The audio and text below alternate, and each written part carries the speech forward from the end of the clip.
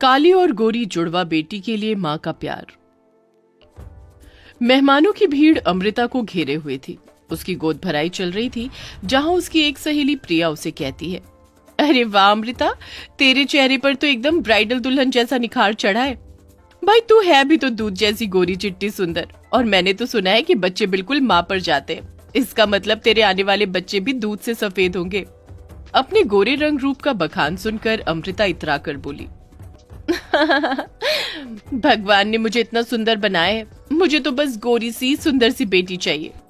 और अगर काला बच्चा हुआ तो? ये सुनकर अमृता भद्दा सा मुंह बनाकर बोली, काले बच्चे का तो सवाल ही पैदा नहीं होता, बिकॉज मुझे काले रंग से नफरत है, नफरत। भगवान ने अमृता को रच कर सुंदरता दी थी और गोरा दूधिया रंग, तिरछे नैन नक्श, इसलिए उसे अपने गोरेपन पर बहुत गुमान था। गुजरते दिन के साथ अमृता को दर्द शुरू हो जाता है। आ आ आ आ थोड़ी देर में अमृता एक गोरी बेटी को जन्म देती है और कराहते हुए भी एक ही शब्द पूछती है, डॉक्टर डॉक्टर मेरी बेटी गोरी तो है ना? डॉक्टर बड़े अचंभे से उसे देखता है। पहली बार ऐसी माँ देखी है जिसे डिलीवरी के दर्द से ज्यादा बच्चे के गोरे और काले रंग की पड़ी है। अमृता एक नहीं बल्कि 2 जुड़वा बेटियों को जन्म देती है, जिसमें एक गोरी और दूसरी बहुत काली होती है। डॉक्टर, कहाँ है मेरी दोनों जुड़वा बेटियां?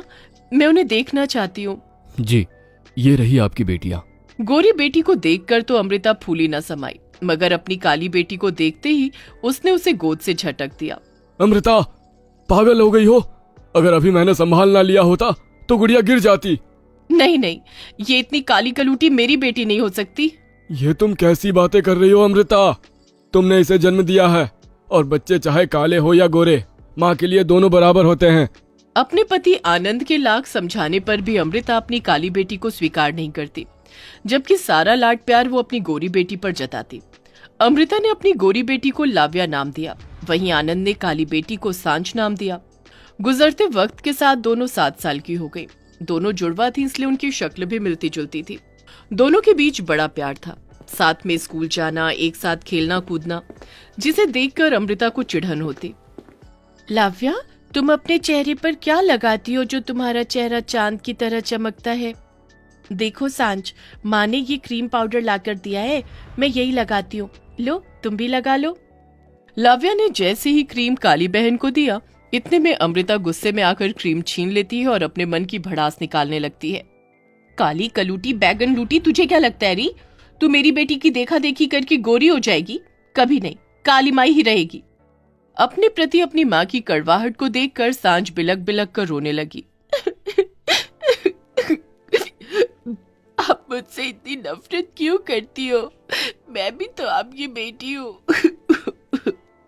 ये कहते सांझ ने अपनी माँ का आंचल छुआ, तभी उसने उसे दूर धकेल दिया। दूर हट मुझसे, नासपीटी कहीं की। सांझ तुम ठीक तो हो? उठ मेरी बहन। लव्या अपने हाथों से उसे मलहम लगाती है। इसी तरह दिन महीने साल बीतते गए, मगर अमृता के मन में अपनी काली जुड़वा बेटी के प्रति बसी हुई नफरत कभी नहीं घटी और 18 साल बीत गए। अमृता की दोनों जुड़वा गोरी और काली बेटी अब 25 साल की हो गई, वहीं अमृता 45 साल की। माँ कहाँ हो आप? अरे यहाँ हूँ मैं। देखो, मैंने कॉलेज में 2nd क्लास पास किया है। अपनी गोरी बेटी के 2nd आने पर अमृता का मन खुशी के मारे गदगद हो गया। अरे भगवान तुझे खूब तरक्की दे। वैसे भी भगवान ने तुझ में कोई कमी नहीं दी है। रूप है, रंग है और पढ़ने लिखने में भी इतनी होशियार है मेरी लव्या। अमृता का मुंह अपनी गोरी बेटी की तारीफें करते कभी नहीं थकता था। वहीं सांझ भी हल्की सी मुस्कुराहट लिए आई। माँ, मैंने कॉलेज में 1st क्लास से पास किया है, मुझे आशीर्वाद दो। पर अपनी काली जुड़वा बेटी के प्रथम आने पर अमृता जल भुन गई। उसके चेहरे की खुशी जैसे एक पलछिन में छिन गई। तभी पिता आनंद ने गर्व जताते हुए कहा, जीती रहे सांझ, मुझे तुझ पर नाज है। दोनों की पढ़ाई पूरी होने के बाद अब उनके लिए रिश्ते ढूंढे जाने लगे, मगर सांझ के कालेपन के कारण 2 रिश्ते टूटने के बाद अमृता का मन खट्टा हो गया और वो खुद में बड़बड़ाने लगी। पता नहीं कौन थामेगा इस काली कलूटन का हाथ, नाक कटवा कर रख दी। अब तो बस कोई भी गरीब घरवर देखकर इस कल्लू माई को रफा दफा कर दूंगी और उसके बाद अपनी लाव्या की शादी धूमधाम से बड़े घर में करूंगी। अमृता ने गायत्री के बेटे चंदन से गरीब सांझ का रिश्ता कर दिया, जिस पर आनंद ने आपत्ति जताते हुए कहा, अमृता, तुम माँ हो या दुश्मन? तुम मेरी सांझ की शादी नहीं कर रही हो, बल्कि उसे गरीब घर में ढा रही हो। तभी अमृता झूठ मूठ का रोना रोकर बोली, अरे तो मैं और क्या करती, तुम्हारी इस काली कलूटी लाडली को कोई पसंद भी तो नहीं कर रहा था। मैं जुबान दे चुकी हूँ, अब अगर ये शादी नहीं हुई तो मैं अपनी जान दे दूंगी। आप चिंता मत कीजिए माँ, आपने जहाँ मेरी शादी तय की है मैं वहीं शादी करूंगी, जैसा आप चाहेंगी वैसा ही होगा। ये कहते कहते अमृता की काली बदकिस्मत बेटी उसके पैरों में सिसक सिसक कर रोने लगी। खर्चे से बचने के लिए एक मामूली सी बारात घर में 4 लोगों में शादी कर दी गई। यहाँ तक कि उसकी प्यार भरी विदाई भी हो रही थी। बाबा, बाबा। जा मेरी बच्ची, भगवान करे तेरे ससुराल में तुझे हर खुशी मिले। अच्छा माँ, मैं चलती हूँ। सांझ टूटा मन लिए अपने गरीब ससुराल आ गई, जहाँ गायत्री ने उसका दिल से स्वागत सत्कार किया। आओ दुल्हन, ये हम गरीबों का सौभाग्य है जो तुम इस घर की लक्ष्मी बनकर आई हो। अपनी सास के मन में ऐसे स्नेह को देखकर सांझ के मन के सारे घाव भर गए। वहीं दूसरी तरफ अमृता ने अपनी गोरी बेटी लाव्या की शादी दौलतमंद घर देखकर, बहुत सा दान दहेज देकर पूरे धूमधाम से निरंजन के बेटे अजिंक्य से कर दी। समधन जी, मैंने अपनी बेटी को बड़े नाजों से पाला है। फूल सा नाजुक शरीर है इसका, इसे खुश रखना। जा लाव्या बेटी, अपने ससुराल में खुश रहना। आप बिल्कुल भी चिंता मत कीजिए अमृता जी, आज से आपकी बेटी मेरी बेटी है। निरंजना ने ऐसा कहकर अमृता को यकीन तो दिला दिया, मगर अमृता को कहाँ पता था कि लाव्या की जिंदगी में पहाड़ सा दुख भोगना लिखा है।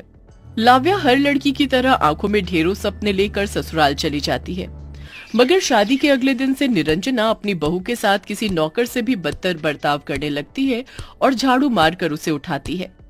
अरे अरे ओ कामचोर, चल उठ जा और आधे घंटे के अंदर पूरे घर की सफाई कर। पर सासू माँ, इतने बड़े घर में नौकर चाकर नहीं है क्या? ओ अच्छा, तो अब लाडो रानी को नौकर चाहिए।